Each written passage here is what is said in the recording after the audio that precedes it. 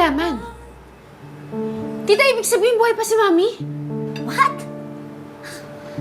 Seryoso ka? Literal talaga? Ano ka ba? Pinagsasasabi mo. Nakikita ng mami mo ang lahat ng mga ginagawa mo. Kasi nga, di ba, sabi ng mga matatanda, kaya may 40 days dahil ang kaluluwa nila nandito pa sa lupa. Kaya inis na inis sa'yo ang mami mo. Nakikita ka niya. Pwede ba, Zoe? Patahimikin mo na ang mami mo. Patahimikin mo na rin ang isip mo. Wala na siya.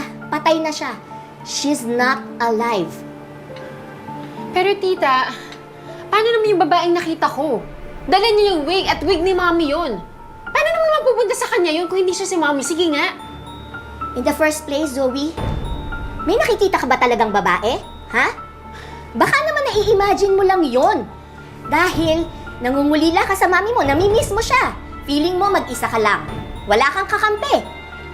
Pero tita, I have the wig. Wig? Pwede ba, Zoe? Pigilan mo na yung tungkol sa wig na yan? Tama na, ha? For the nth time, Zoe, let me tell you this.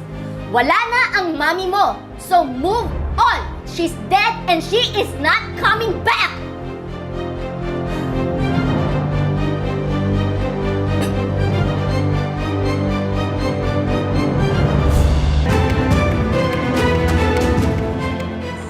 Alam mo, may mga times na winish ko sana hindi na lang ikaw yung nanay ko. Kasi ang sama na ugali mo. But I never wished you dead. Kasi ikaw lang ang meron.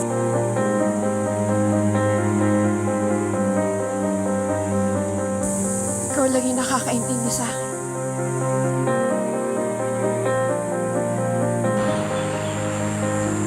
Kaya siguro, hirap na hirap akong tanggapin na wala ka na. Kasi that confirms na wala na akong pamilya. Pero kailangan kong tanggapin ang katotohanan na wala ka na talaga. That they killed you. And now, they have to pay for what they did to you. Mami, hindi ako magpapatalo.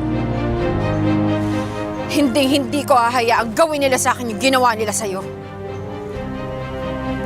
I will destroy them all. Papapagsakin ko ang mga tanyag.